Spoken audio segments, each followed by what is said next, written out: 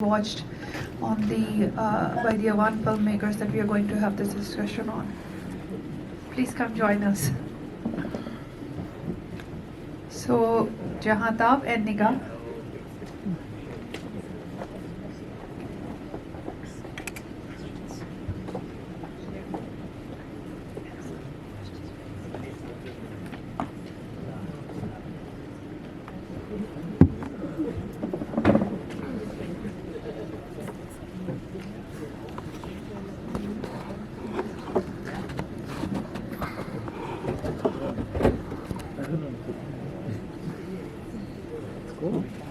Okay, so hello everyone. My name is Nigah. I'm originally from Afghanistan.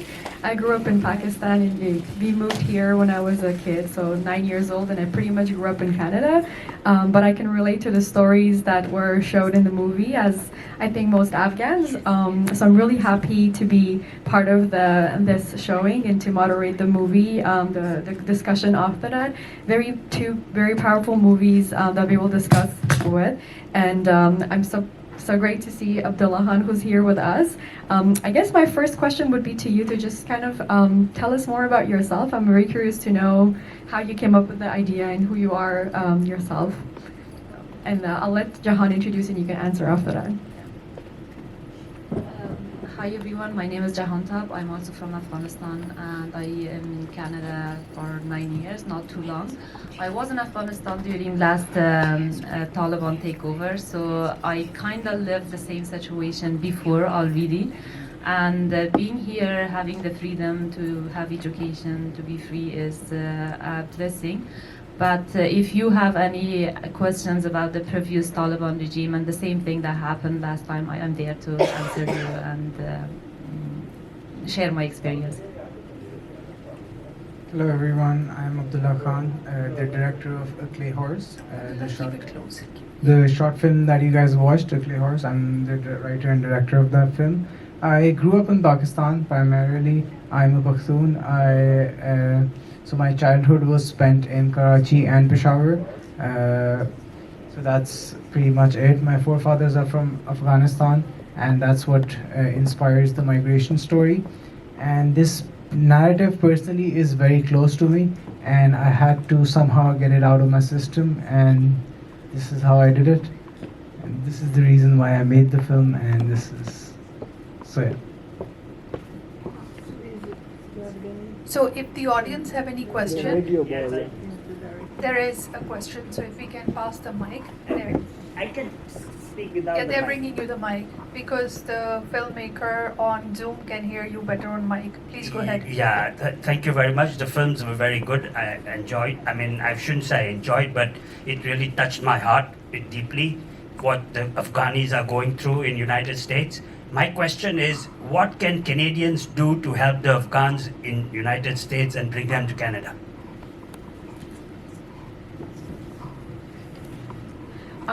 Well, I think there's, personally, we have an association here that helps Afghan youth. So obviously, when a lot of Afghans come here, they need support from their own community, but also from everyone else. So there's a lot of organization out there. But I think at this time, the situation is just very uncertain, as the movie described. So it's a hard question to answer in the sense that even in Canada, immigration laws are changing constantly, and Quebec immigration laws are changing constantly. So it's a very political question as to what you can actually do.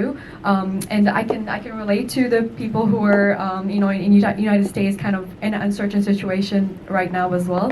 So I would say just keep your eyes open and see what kind of programs are available. I cannot give you an answer directly, but for sure there's a lot of uncertainty, and I can let my friends also respond if you know better. After the fall of Afghanistan, what happened is people who were working with Canadian Embassy and Canadian organization in Afghanistan, they were all brought by the government of Canada to Canada. So that is done. Like Canada did their part, like in terms of the people who were working with them. But to be honest, at this situation, all the people at least women in the age of high school and university, if you gave them a chance, they would like to leave and have the chance to study. Since the education option is not there, opportunity is not there in Afghanistan, so the only option is to go out. And if you let them, if you allow them, they would go. And Afghanistan is like right now a prison for women. They can't go anywhere, no country gives them visa, so they are all stuck inside the country with no education, no opportunity. But so it's not easy to give everyone this opportunity to leave the country, and unfortunately the situation is so dark there. I hope there will be a light. I think at this point the one thing that we can do as outsiders, as people who's outside of country, is to bring more pressure on the system, or to look at the ways to actually open schools in Afghanistan so all the people can have access to education, because we can't really get every single person out of the country. That's impossible. So focus should be made on the country as well, while helping people who are more in danger, of course, who have worked before, who are system looks them as a threat. But we need education for all of population. So, and all of population can't leave that country, unfortunately.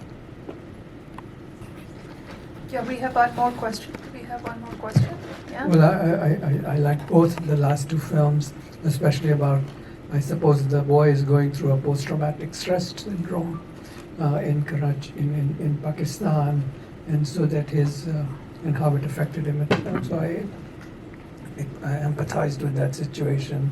I was thinking the last film, again, congratulations for making it, and I think it should get as much exposure with Canadian MPs and the external affairs in Canada. Every human being's life is, and refugees' life is important, but these Fulbright scholars, and shame on Trump, these are pearls, these are Hira Moti that if we can have them in Canada, it'll be good for Canada as well as Afghanistan. Hi, Zohal, I want to welcome you, and I just want to make sure that you can hear us. Hello. Hello. Thank you so much. Thank you for the invite, and thank you for showing the film. Absolutely, our pleasure. We just watched the film, and I hope that you heard the question and the comment also. I would like to also probably ask you, what is the status of the Fulbright scholarship, and especially students who had received it and they were in the country, like your batch. What is going on with you guys? Yeah, so actually it's complicated because situation have shifted since the time I have graduated, and but we kind of stayed in contact with all of those students, like hundreds of students. We are just sharing our updates with each other. I unfortunately could not stay in the US because my family ended up in Canada. I'm right now in Canada, in Toronto. I came here. I took the risk actually because it's a huge risk to move from one safe country to another safe country and come here. So right now I'm also encountering some challenges in here because I was in a safe country. In regards to Fulbrighters who stayed back in the United States, it's actually complicated because some of them who was there before fall of Afghanistan, like myself, their situation is still uncertain. They are not getting, their cases are not getting heard by government, and they are kind of in a limbo right now. Only a small portion of them got, some of them applied for asylum, and only a small portion of them got their asylum approval. But majority of them are still in the state of uncertainty. They are just trying their best to still be able to stay in the United States, although situation is shifting. And Afghanistan is kind of, I don't know if the actual idea for us was if Afghanistan gets safer by the time that we are continuing our education, the idea was for us to go back there. This kind of a state of limbo is kind of creating a disaster for majority of the students because they cannot establish themselves completely in the United States, and right now they cannot go back to Afghanistan. So it's complicated for each individual. Yeah, I understand. Do you guys have any questions? Any questions for the filmmakers? Yeah, there's a question here. Ben, there's a question here. Yeah, okay. You get the mic there. Thank you. Both films documentaries were amazing. I really loved it. I'm from Afghanistan as well, but I do have a question for you. So it was a very sensitive, subject topic. That movie it really touched us a lot.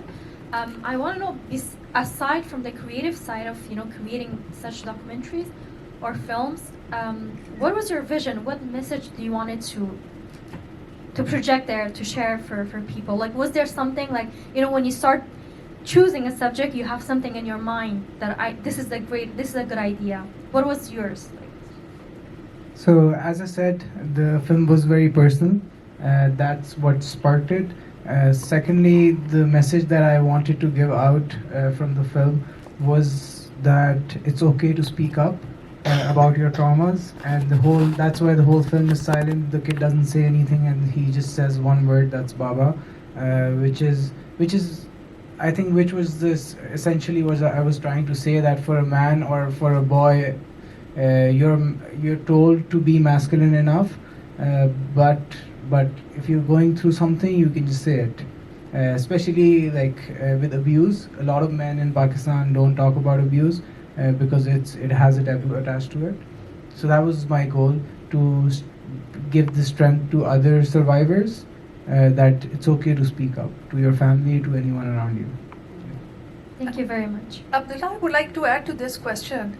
So you said that you're from Pakistan, and there is this, sentiment about the topic that you selected. Why did you select an Afghan, family going through this trauma instead of, having a focus on Pakistani family? I'm just curious.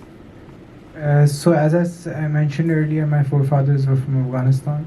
They migrated to Pakistan in very different ways. One you see here, literally inside trucks. That was something that inspired me, inspired the premise of the film. And plus, I spent a lot of my childhood in Peshawar, so some memories were associated with them. Know a lot of survivors there, so I wanted to cover both the things, abuse and war, and also how it ruins childhood. When you see the kid painting on Queen Elizabeth's face, he doesn't know who she is. He doesn't know what politics is. But indirectly, war does affect children. And that's what we don't want to do, right? So it was a lot that I wanted to cover in 18 minutes. So that's why I designed this premise.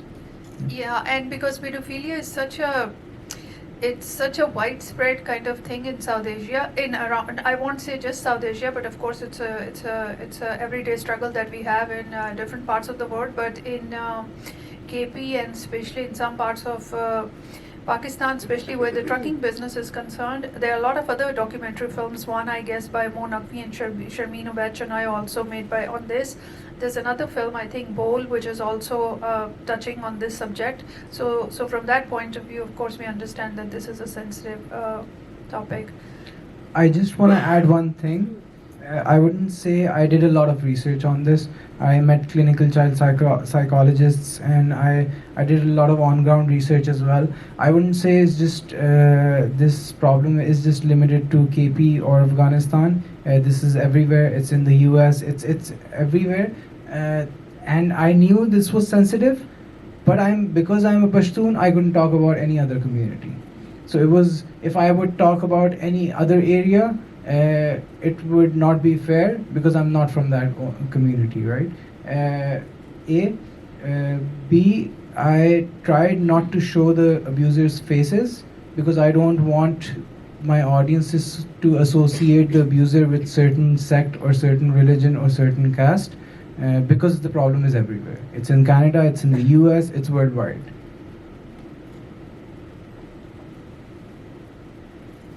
Any questions or comments from the audience?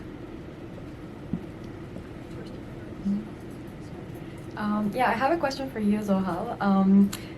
well, because we live here, we have a sense of identity still associated with Afghan. Even though I came to Canada when I was really young, we grew up as Afghans, and we have an associated identity with Afghanistan. And then when Taliban take over, I also felt a huge grief. I felt a lot of grief because there was, I felt like there was a part of me that was dying and that it didn't exist somewhere else. So I wanted to kind of hear from you of what was the feeling when you heard that this was happening in Afghanistan, and then basically the idea of going back home. But how did it affect your identity as an Afghan? And I wanted to have more of an insight of what was going on with you and with other students as well in that moment.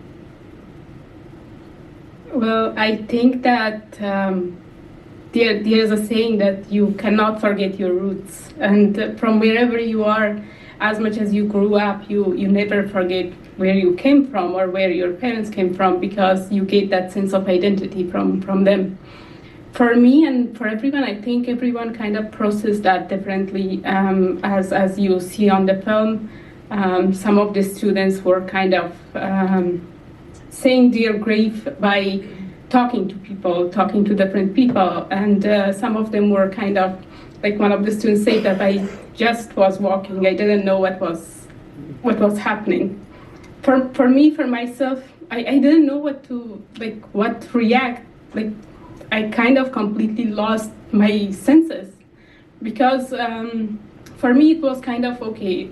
It happened lots of times that we were seeing on the TVs, on the news, that Taliban were taking over of certain provinces, but all the time government was rising back up and going back and getting those places back. So I didn't thought, okay, they are taking some places, and then the government is kind of strong enough now to go and take those places. Once they took Kabul and we heard that everything fell apart, I kind of completely lost. I didn't know at that moment how to react. So then I called to my family. At that time, they were still in Afghanistan. They were still in survival mode. And one thing about our families are that even though the situation is big, they try to minimize it. If you're far away, they don't want to kind of show their actual reactions to you. So they were like, okay, everything is calm. They just came here. They are not gonna do anything. But then the situation was bad, and it was getting worse and worse day by day. So my reaction was that numbness that I felt. And then for a long time, I was like kind of trying to avoid all of the newses. I cut my interactions with like peers.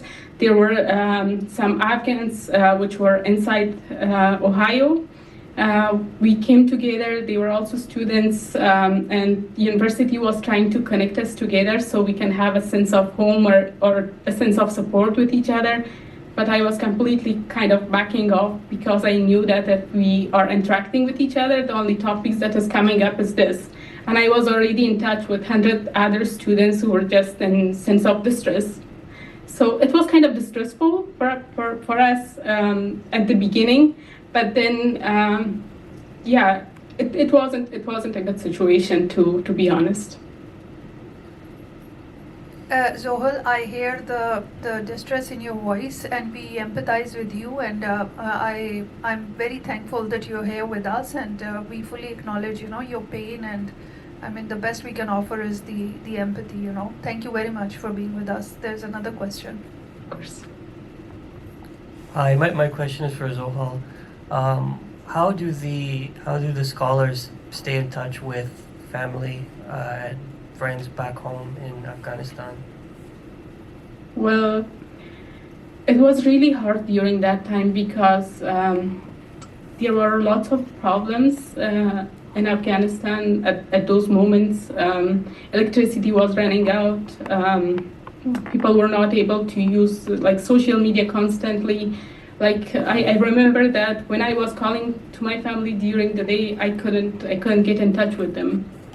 And there was a certain amount of time, like 3 to 4 hours, that they were kind of having electricity and having internet, because once Taliban came, they kind of ruined all of the system. All of the technologies were kind of in sense of shutdown, and only we could kind of it was a time for us to manage several things at once. We were just in the United States. We had to start our education, and then we had to stay in contact with our family in case we can provide them any source of support. And during that time, I remember that it wasn't, they didn't have electricity for majority time of the day. So social media was one of the ways that we could stay in contact with each other, like through WhatsApp, through Facebook, and through Instagram. Like we were constantly messaging each other or trying to call each other to stay in contact. But it was like really at the minimal at those early stage of fall of Afghanistan.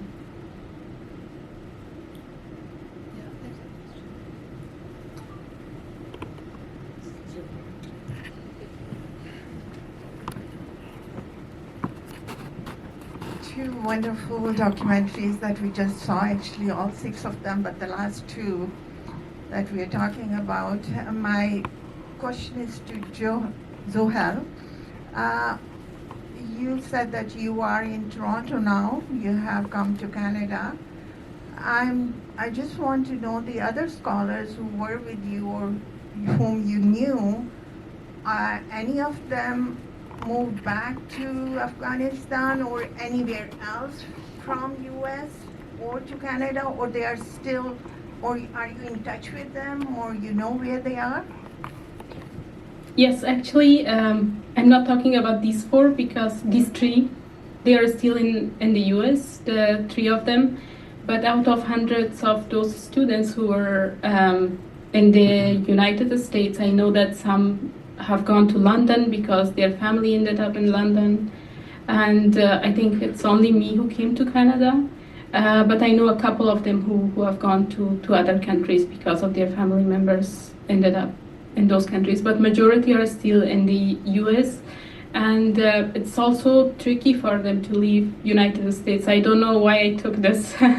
I was kind of a little bit hesitant to take this step too, to come here, because once you are in one of the safe countries, based on law, if you remove yourself from that country, all situation would get worse on the second safe country that you're arriving. And I was kind of in situation of distress because I felt really bad when I left Afghanistan and Afghanistan fall happened and I couldn't get in touch properly with my family. They have actually ended up in Pakistan for a while, which the distress in Pakistan was also a lot for them to handle. And once they arrived here, I couldn't kind of resist to stay and deal with those uncertainties that are going on inside the US, which at that time it was at least minimal. We thought that maybe our TPS cases would kind of get renewed, or maybe we would be able to apply for asylum. But now those distress have got even worse because the new administration is even not in favor of those cases. So I think at that point it was kind of for me to stop staying in that moment in that distress, and I left. But I know that majority of them are still in the United States and they're trying to figure out what to do next. Thank you, and we wish you all the best. We hope your situation resolves and you are able to stay here. My second question quickly is to Abdullah. Wonderful, very intense documentary movie that you made. The subject is quite dark. The child actor that you chose to play the part, I just want to know if that child is a trained actor, or how did you find him and how well he acted. I just want to know a little more about that actor, the child that played the role. Thank you for the question. He is not a trained actor. This is his debut. I was looking for child actors for long, but unfortunately in Pakistan you just have a certain kinds of child actors. Children who do Nido commercials, or who are very as they say, who are very clean or good for the screen. But I wanted an authentic actor who could match the character as well. So we were looking around, we couldn't find anything, had a lot of auditions. I went to this small Hazara colony in Pakistan. It was a very small town, and I was stressed. I was having tea at a local tea shop with my producer, and this child brought the tea to us. And I saw his face. I was like, "Can you sit?" And he sat with me. I was like, "Do you want to act?" He was like, "I've never done it before." And that's how I found him. I auditioned him. Didn't work. My producer thought I'm mad. I'll waste all the money. But I was like, my heart is saying that he'll do something magical. And that's how we started. Spoke to his guardian. Did a lot of things because the topic was sensitive. It was a child. We had to make sure that we were doing everything right. And then we did our rehearsals for about like 13 days. And then this was him on set. He had never seen a camera before. He didn't speak Urdu, neither did he speak Pashto. He only spoke Farsi. I didn't know Farsi, so it was a bit technical there. So yeah. Okay. Hello. Hi, my name's Titina. I'm also a refugee, and my question was, I didn't get to see the movie. I was a little late. But the question here is, most of you are scholars, as I understand from the conversation here. What I want to know is these scholars and these people who have something to give to society, they are leaving the land behind, of course, in search for quote-unquote safe grounds. But the place where we're coming to, do these countries not have any say in what's happening in those countries rather than us coming here? Yes, we are looking for a safer place. But how is that changing the actual situation back there? When is the change going to come? How is the change going to come if we're all coming here to a safe place? How can we make that a safer place? One. And if these countries are so powerful and so safe, why are they not, and how can they not have a say instead of just reaping the benefits of the cream of those countries coming here and serving this land? Yeah. And also, one more question is, I understand the reluctance in immigration because of many things, and immigration, maybe it might be how they can filter out to know how much of those thoughts that person is going to bring into this safe land. So I want to think that how we can address that. Yeah. Thank you. I'm looking at the time. How about this, that we take the questions, at least 2-3 questions, and then we can club them together and we can ask them. So I see that you have Sorry a question. for the huge question. No, that's okay. And you also had a question. Yeah, so maybe the three of you can ask the question and then we'll request you to answer the questions. I'll remind. You have a question? Yeah, mine was related to one that was already asked, so it's a good idea to club them together. I want to know what the public sentiment, yours personally, or the people here, or the people back home, is about. Is there any blame going around, or it's a natural? It's not healthy, but it's natural questions to have. So, do the people blame some people from within Afghanistan? Do they really blame the US government for indirectly or directly causing this whole mess? Or does the blame on the public sentiment go further back to colonization? Or what do the people think about today, after all this has happened? So let's take the question. You can also go ahead. Hi, wonderful films, both of them. And it sheds light on what's happening in Afghanistan. And the Clay Horse, just to be clear, it was filmed in Pakistan. So actually, I was going to ask for the Abdallah, but it can be for both of you. I'm wondering if both in terms of recruiting the actors. I mean, for Zohal's film, it was a documentary, but Abdallah, for your film, you had to recruit actors. I'm wondering if some of your subject was quite sensitive, and I'm wondering if it was difficult to recruit actors into a sensitive film like this, and just generally if it might put some of the actors in danger and some of the people in the films in danger, considering that, you know, none of these, Afghanistan does not want any of these things to be, I mean, you know, and Taliban does this is not something that films that they would like to have made or publicized, you know. So just wondering if that was a concern, if it is a concern.